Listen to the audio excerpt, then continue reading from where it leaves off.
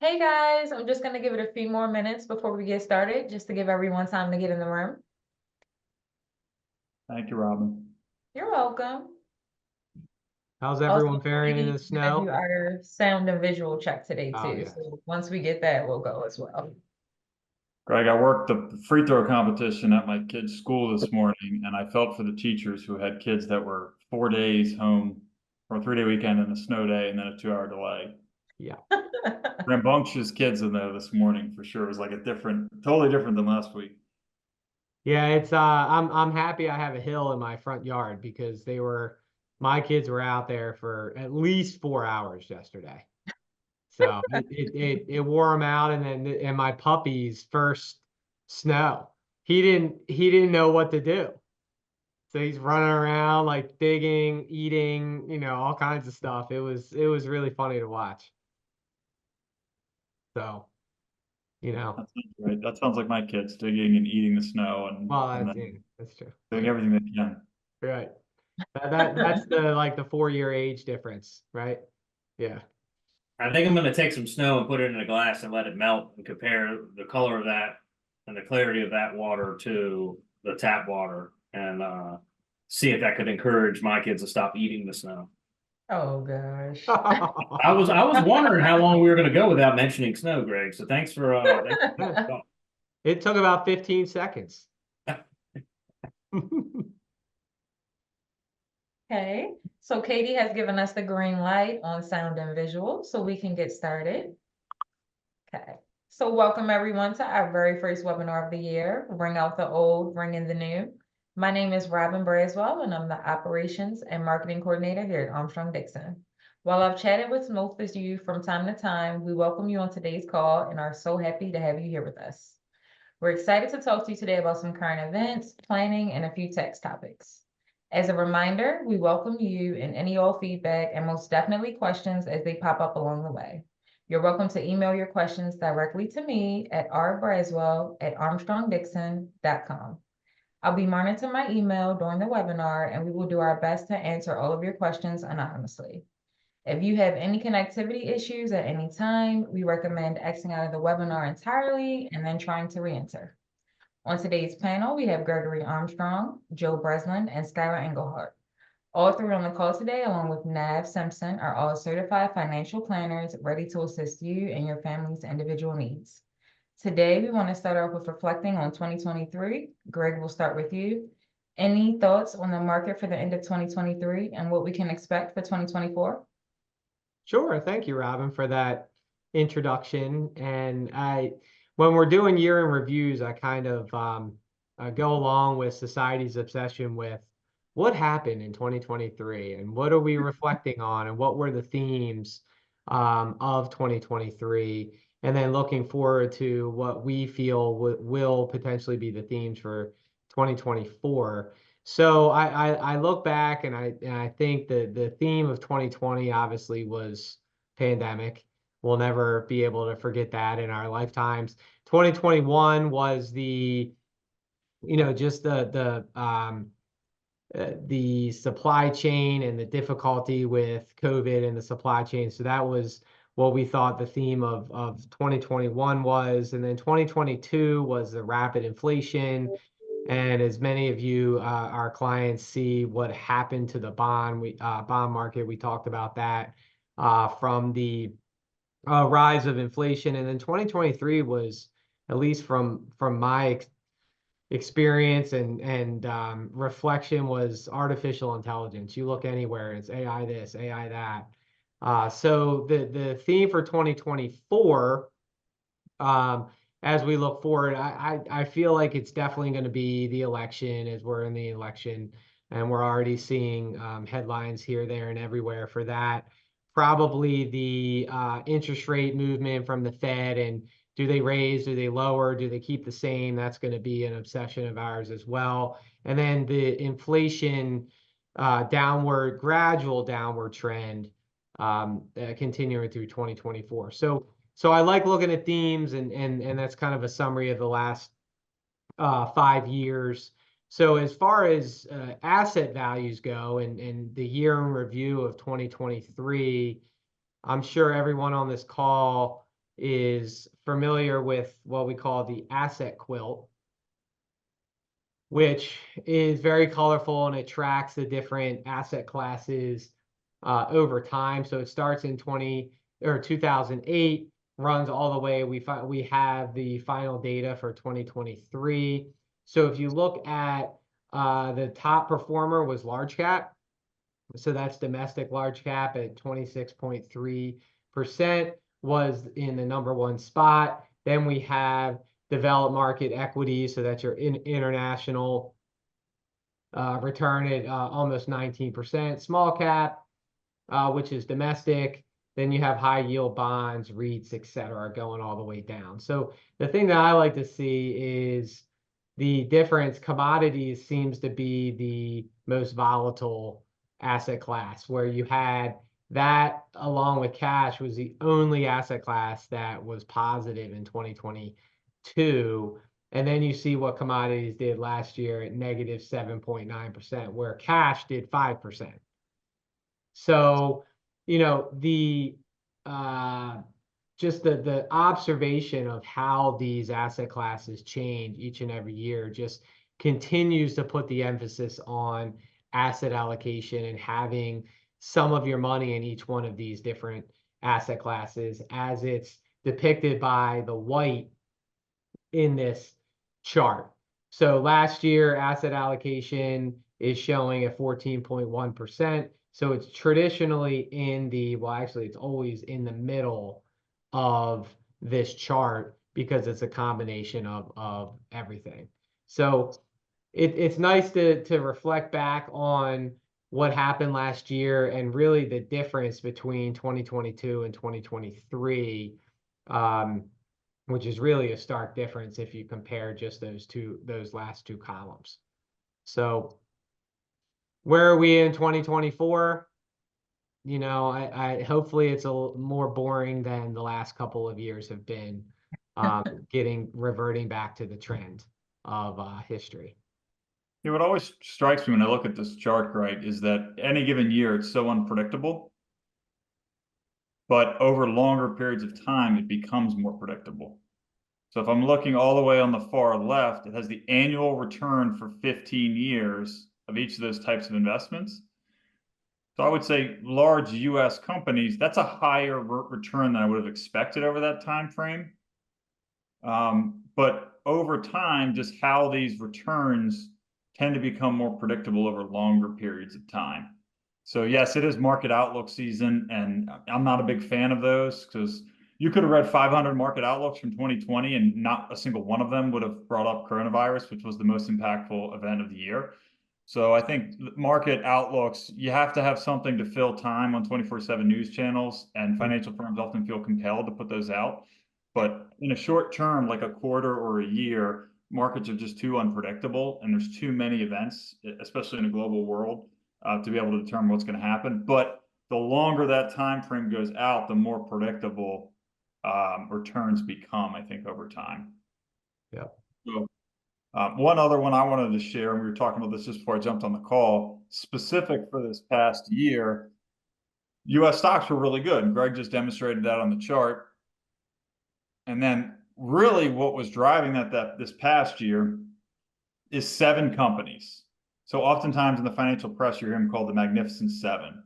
So that was Google, Amazon, Apple, Facebook, Microsoft, NVIDIA, Tesla. So those 7 companies, if we call that the S&P 7, last year, they were up 65.6%. So those 7 companies had a 65% return. If you missed those 7 companies, so if somehow you had 493 companies, but it didn't include those, call that the S&P 493, your return would have only been 6% for the past year. So if you're looking at just investing in all 500 companies, that's the 18% return that was generated from the last year, investing in the S&P 500. And when we think about trying to predict the future, the chances of you guessing the right 7 companies that will outperform in 2024 is extremely difficult, if not impossible to do. It's actually more likely you're going to end up in the bottom of that. You're going to miss the highest performing stocks. So the approach we tend to take is not trying to predict the future or not trying to pick the right stock, but rather understanding that there's going to be some company this year or set of companies that will outperform.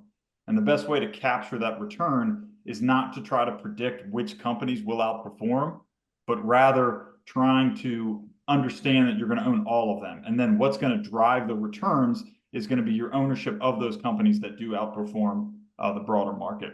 So that's how I tend to think about market outlooks, is with a sort of a level of humility to say, yes, we want to know what's going on in markets and we want to follow economic news of what's occurring, but just have the humility to say, look, we don't know if Home Depot is going to outperform Lowe's, or if Coke's going to outperform Pepsi, or if the whole industry is going to go down and one industry is going to go up. That's far too difficult a game to play in the short term. One other one I wanted to share on that same theme before I give Skylar's thoughts. There was a prominent online account with 500,000 followers or so. And in 2021, he went to all his followers and said, give me the top 20 names of $10 billion companies that could go 50x. So give me the best picks that you have of what will be the best performers. So if you were to play that selection game, and then this is a compilation of how those looked. So he picked 20 stocks. Those names are listed at the top. Some of them you might be familiar with. Beyond Meat, I think, is a popular one. SoFi is one people might know. Redfin on their real estate market. But what stands out is this is a pretty prominent financial talking head that took the top 20 names, and the returns of all of these stocks range from -33% to -98%. So by trying to do stock selection and pick those stocks, yes, you could get it right, and you could have those 7 companies that outperformed last year, but you're far more likely to have your returns look like this. Over that same time period, which is 2021 through 2023, so now we're talking 2 years, if you just own the S&P 500, you would have made 8.6%. So dramatically outperforming all of these with considerably less stress, I would say, as well, from doing that. So I thought that when I saw this was a really good example of even people who do this professionally and think they have an edge and think they really understand it, oftentimes the results don't pan out.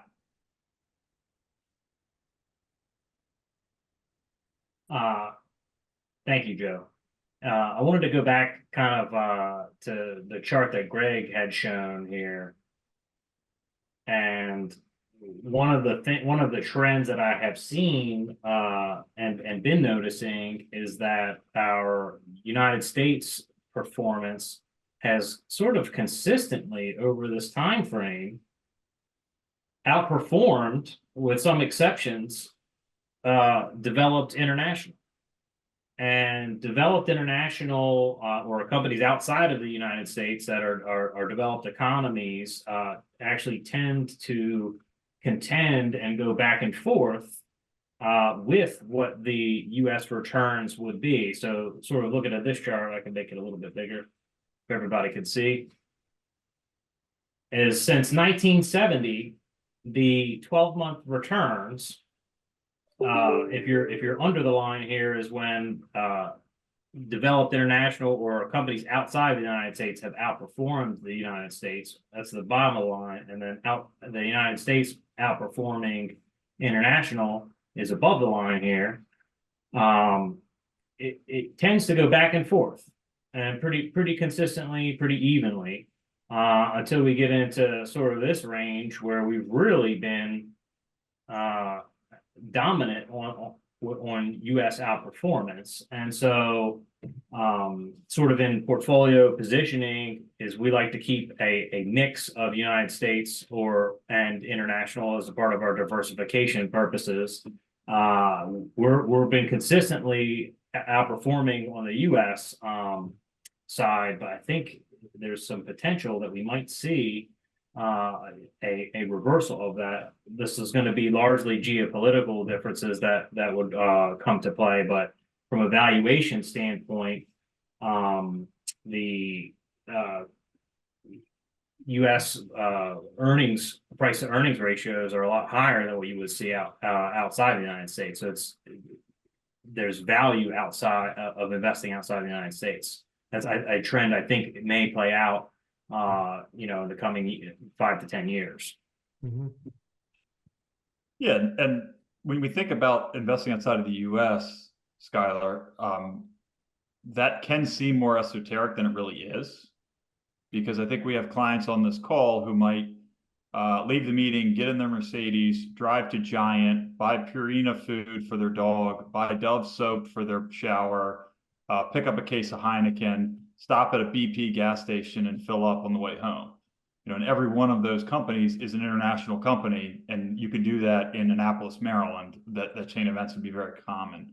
So when we think about investing internationally, yeah, sure, there might be some riskier areas of the world to put capital, but by and large, we're talking about multinational companies that still derive a significant percentage of their revenue from the United States.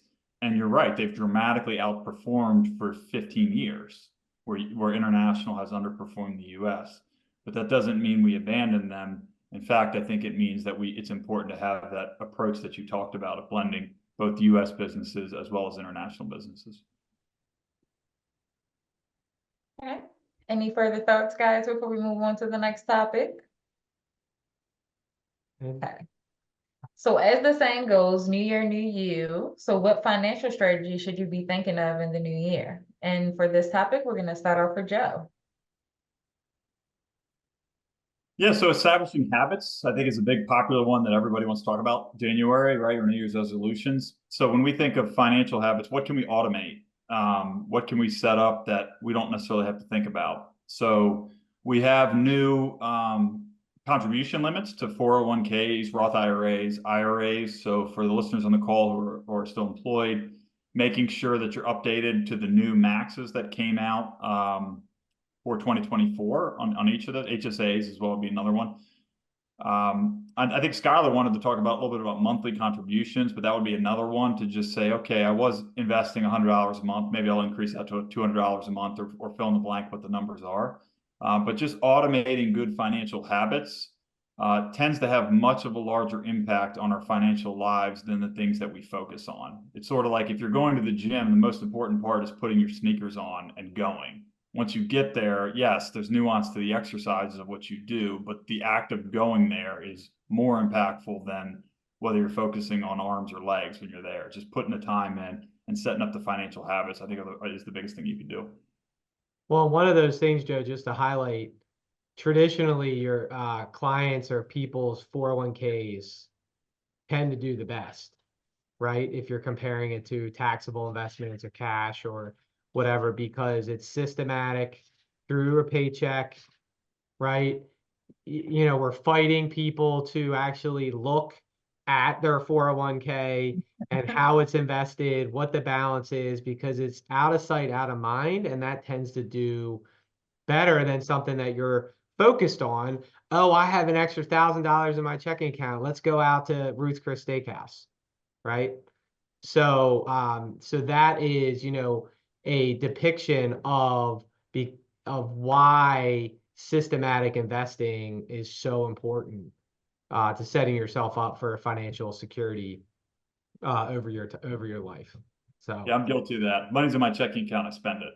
Yeah, and I think around this time of year too, people are looking through what their expenses are. Maybe there's different subscriptions that you're not taking advantage of, and you're canceling them. So that might seem very helpful in terms of like saving and investing, but I don't know that it always is, because canceling the subscription just means that you're going to have that more money in your checking account to spend on other things. So like step one is cancel the subscription, and then whatever that amount is could be then allocated to some sort of a systematic type of savings plan. right. And, you know, from a financial planning pyramid, like our basis is going to be, you know, your emergency savings of 3 to 6 months, or whatever your specific financial plan would indicate for your emergency savings setup. But like beyond that, you know, we need to make sure that we're not having too much cash on hand. I think that as of late, you know, we've been getting higher interest payments in our checking account, which is always good when you can get it.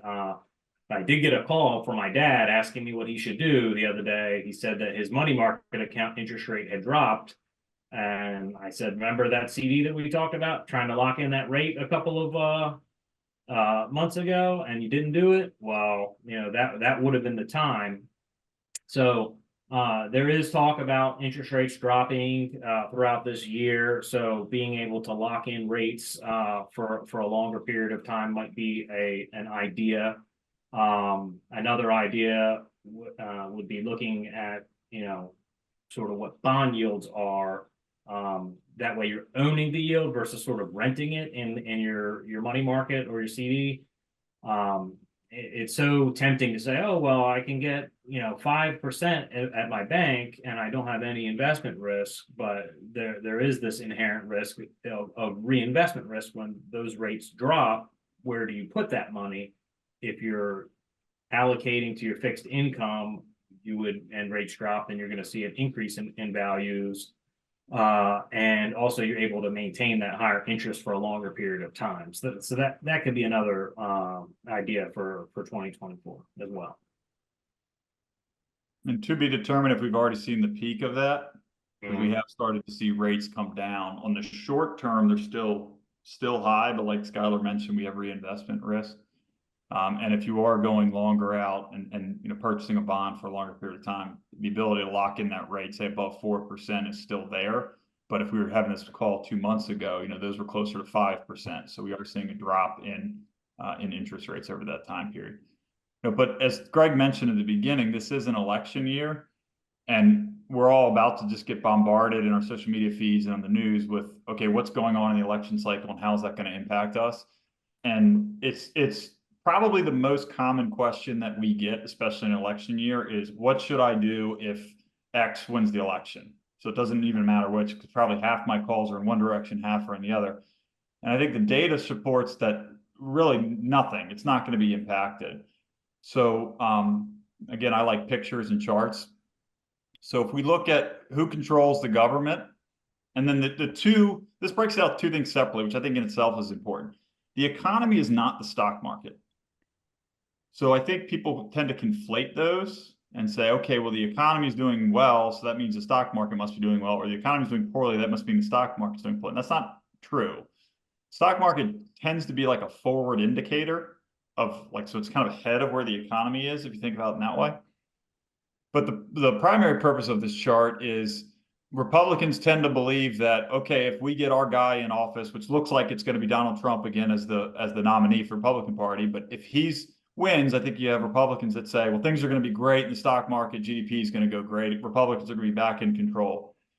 Well, the data has really not shown a significant difference in GDP. We do see slightly higher performance historically when Democrats control the government, but then we see higher performance in the stock market when Republicans control it. But it's really not terribly meaningful in either direction. So we might have too small of a sample size to really show anything. But I think really the message is it doesn't matter whether it's Republican controlled or Democrat controlled. So if President Biden wins 4 more years, I don't think that that's necessarily going to make a difference who's in the White House on how stock markets will perform or necessarily how the economy will perform.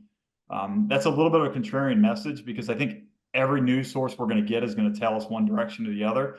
But the reality on the ground is businesses are going to figure out a way to provide products and services to their customers, regardless of who's in the Oval Office, regardless of who controls Congress. So I think keeping in mind this year of controlling what you can control, which sure we can all go vote, but we don't necessarily have control over who runs the government. So rather than focusing on that, which is probably not a productive use of time and energy, instead focusing on what financial changes you can make in your household that'll improve your picture. And I also like looking at blocks of money and when you feel like you're going to use them or use that cash or use that block of money. Because if you're not going to use it in 2024, then you would think it makes sense to get a 1-year CD, for example, because you don't need that liquidity. You have your money for 2024, lock it up for 12 months, and now it's matured, and now you use that in 2025. So that's a very simplistic depiction of time and risk and dividing your money up into when you're going to need it. But, generally speaking, you look at, I'll just use Roth IRA money, for example. You're never going to pay taxes, at least current law states. You're never going to pay taxes on investment growth. So why not go as high risk as you can in Roth IRA money based on how it's taxed. Now, if you have, and this is always, oh, it depends based on which client that you're talking to. If you have a high percentage of your net worth in Roth, then it's going to be, we have to look at it a little different way. But, you know, based on when you need to use the money, that's how you should, or you should consider the timing of when you use the money as a very, very strong variable on how you invest it from a liquidity standpoint and then also a risk standpoint. And to Skylar's point, to your dad is, oh, well, I missed that CD rate. Now it's 1% less or 0.5% less. It's, well, did you really think about when you want to use this money and then make a decision and do it rather than delay? Hopefully we can help you all with that by putting being pleasantly persistent in, hey, did you do this? Yeah, Investment time horizon is one of the, it's perhaps the most impactful sort of factor in making the decision on where you should invest your money. I need this money in 6 months, that's cash. I need it next year, like say, locking in for a year makes sense because you know you're not going to need it sooner. But as you get further and further out with like your Roth IRA, for example, like you said, that would be the longest theoretical time horizon. So you would have the greatest level of risk in that type of account. Yeah, I was just in this conversation about 529s with somebody that has a 17-year-old and a 12-year-old and a 5-year-old. And the question was, well, the 5-year-old's account had a better performance. Why wouldn't I move the 17-year-old there? And that's what Greg is getting at, is the volatility. When he says risk in that sentence, what he means by the word risk is volatility. So you're not going to go to a 17-year-old and say, hey, we took more stock market risk in your account. So I know you graduated with your class, but the market went down. So we're going to need to wait another year before you go to Towson. Like, that's not a conversation you're going to have with an 18-year-old. So you need to be conscious of the volatility of that investment. But then the other part of that is when people say, I don't want to take any risk, are they talking about volatility? Like Greg was using that sentence? Because another way of thinking about risk is if you're thinking in longer periods of time. Again, I got a chart for this one. Greg's, thanks for teeing me up here for this one. We didn't even plan that one. If you look at any given year, we have 3 colors on here. We have green as stocks. We have blue as bonds.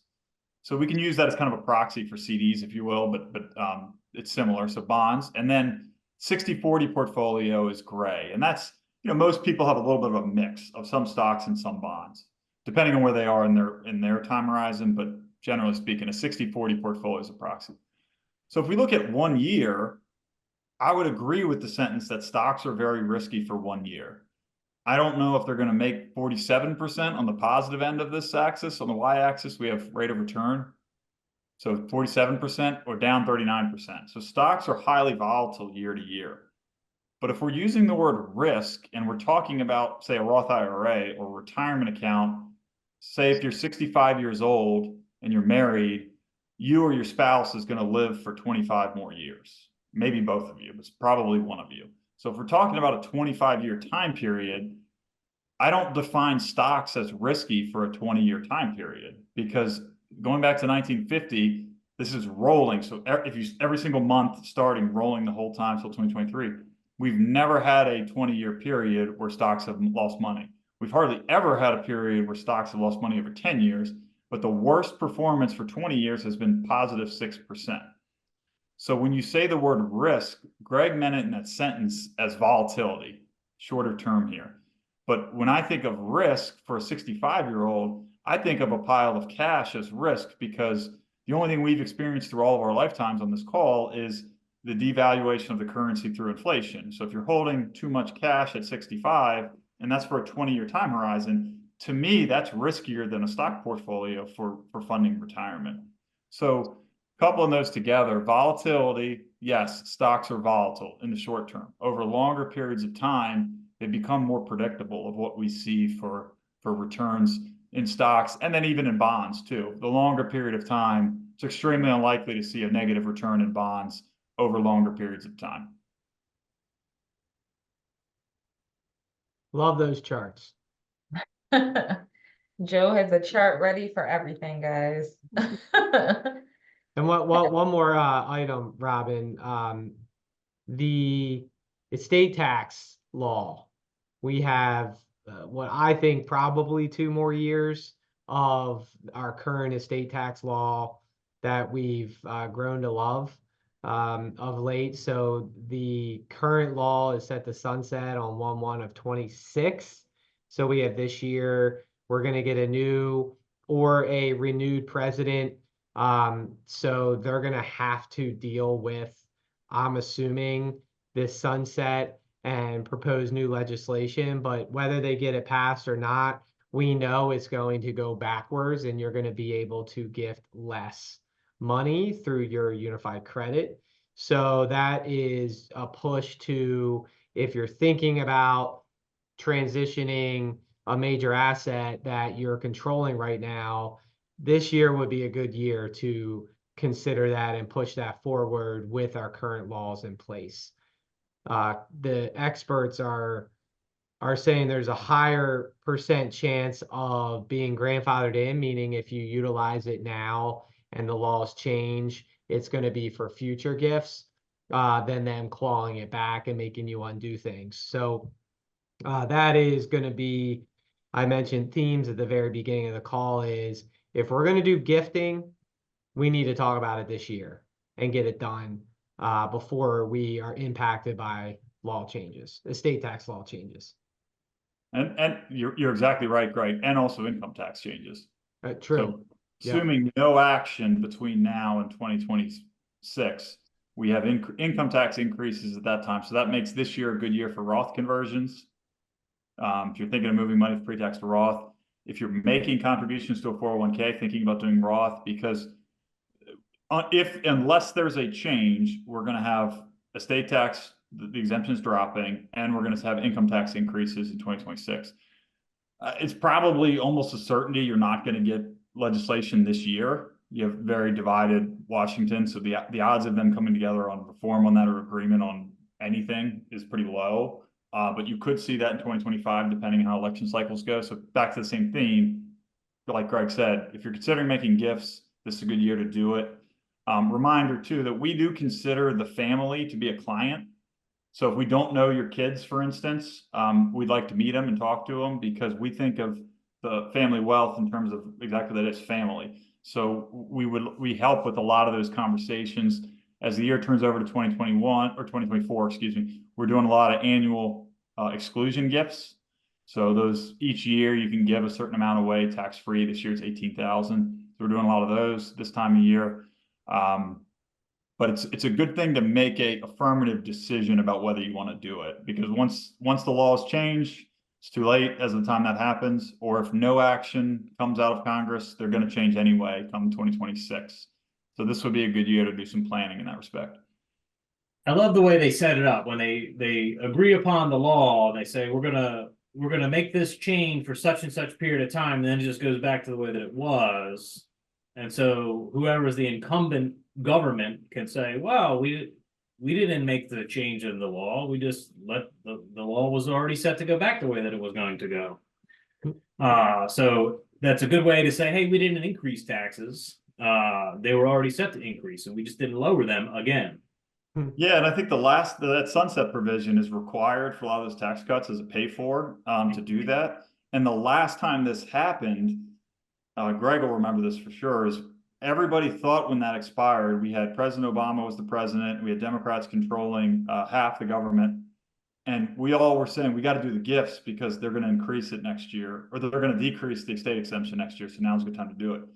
And a lot of the rhetoric coming out of Washington to the press was about taxing the wealthy. And what actually ended up happening was the reverse. They increased the exemption amount to a higher amount. So if we would have polled 80 experts before that sunset happened last time, which is 2011, 80 of them or 79 of them would have said it's going to get less favorable for high net worth families. And the reverse happened, it ended up being more favorable, which really surprised a lot of people, myself included at that time. So even if we knew who was going to win the presidency, the House, the Senate in November, that still doesn't tell us what's going to happen with tax rates, because we were greatly surprised the last time. At this time would have been the Bush tax cuts. The Bush tax cuts sunsetted in 2010, making the changes in 2011, or 2010 made 11. And it went in a direction that none of us anticipated.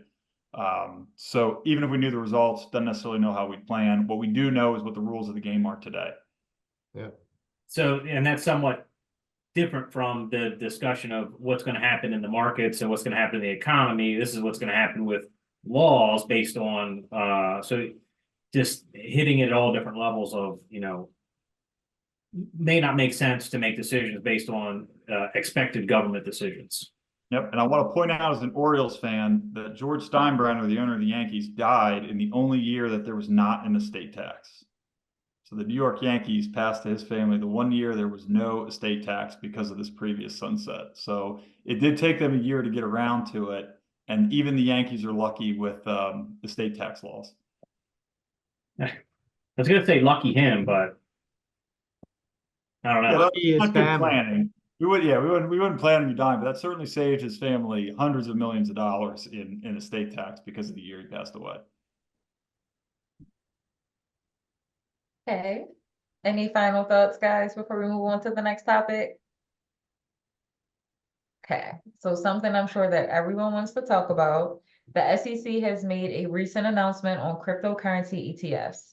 Will this have any impact or ramifications on crypto investments or the effect of normalizing the use of crypto? And for this topic, we're also going to start with Joe. Yeah, so this was a client question. So again, as Robin said at the beginning of the call, if you have a question, email Robin, rbraswell@armstrongdixon.com. We'll try to get to it. When we think about cryptocurrency, the SEC did make an announcement this week that they're going to permit ETFs. So it wasn't an encouragement to buy it, it was just to allow it. How I think about cryptocurrency, the analogy I use for this is gold. So we work with a lot of clients who like to have gold as part of their portfolio. And some of those clients, when they say they want to own gold, what it means is they want to own it in their gun safe at their house and own the physical gold that they can touch. And the advantage of that is they don't have any, what we would call counterparty risk. They have it, it's in their possession, they can see it, it's tangible. We also can buy what are called gold ETFs, or exchange traded funds. Some of those mock the price of what gold does. So it's going to track whatever the price of gold is. So if I don't want to own gold in my house, or I don't have a gun safe, or I have no interest in holding that personally, but I want to invest in the price of gold, I might buy an ETF in my brokerage account to do that. But I'm taking counterparty risk. I'm using a brokerage platform to buy it. There's a fund company that has an investment that tracks the price of that. So I'm trusting a Vanguard or an iShares or a State Street to hold the other side of that transaction to doing that. You also can have gold ETFs that actually own the physical gold in the trust. So it's not tracking the price, but they own it. So there's different flavors of that. And I think that's easier to conceptualize if you think about gold when we switch to crypto, because what you'll see in the crypto community is people will say, if you don't have the keys, you don't have the coins, you don't own it yourself. You don't own it if you don't have the keys. Now, I'm not a crypto expert on that. I'm not a computer expert. A lot of that's lost on me. So comparing it to the gold investor, maybe I don't want to own the keys because I don't even understand what I'm talking about when I say that. But I like the idea of, hey, maybe I want exposure to this asset class.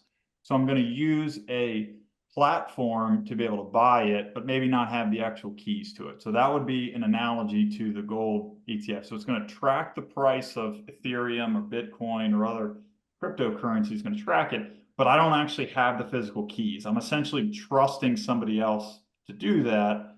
And I think we saw with FTX, and we've seen with some other providers in that space, that there is risk when you have counterparty risk.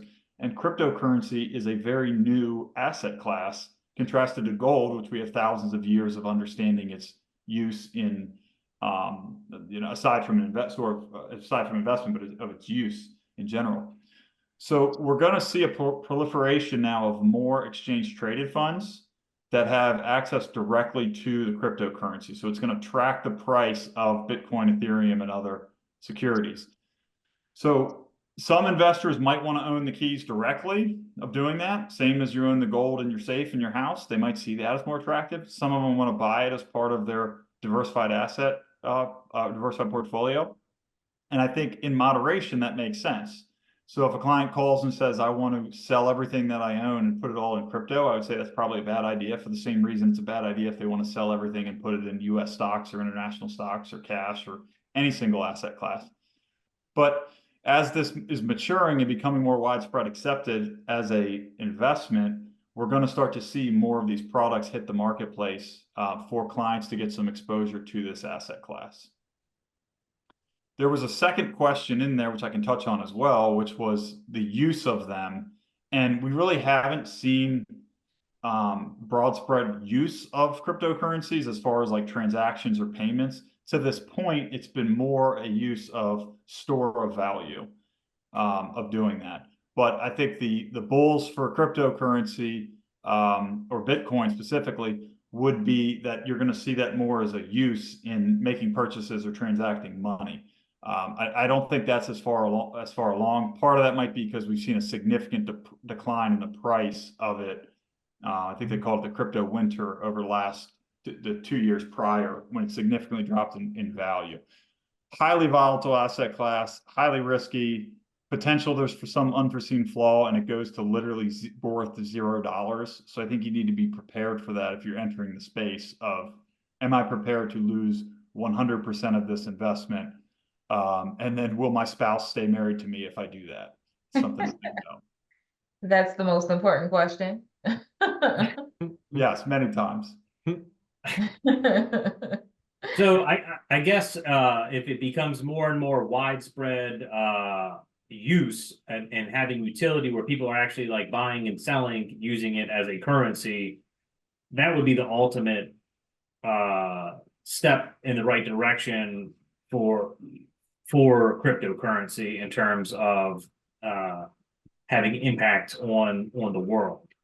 But this most recent allowance from the SEC would certainly provide an avenue for more investors to put money into it, good or bad. But there's going to be more dollars now because it's more accessible for just the average person that doesn't really, understand, have the keys to the castle or the keys to the crypto.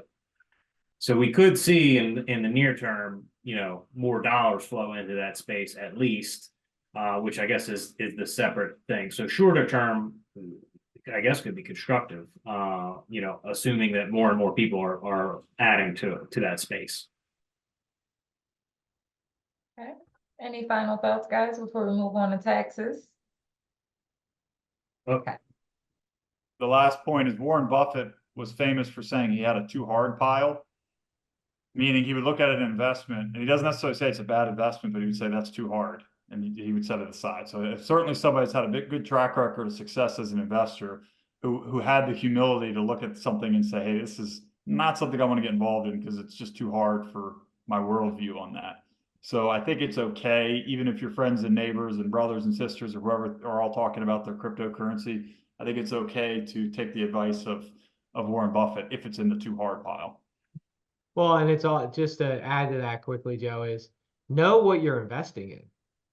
And if you want to go do research and really understand cryptocurrency, go for it. But really, really understand what makes it go higher in value, what makes it go lower in value, what could make it worth 0, what could make it worth 10 times, all the different terminology associated with it.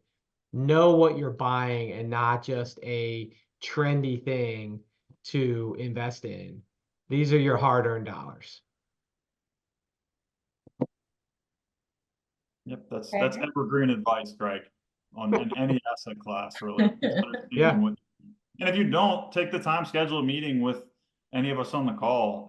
We live and breathe this stuff. We would love to take any specific holding you have, open up the hood and show you how all the different pieces work and what's inside of that. So if that's something you want to do, take more interest in, we'd be glad to help. Okay.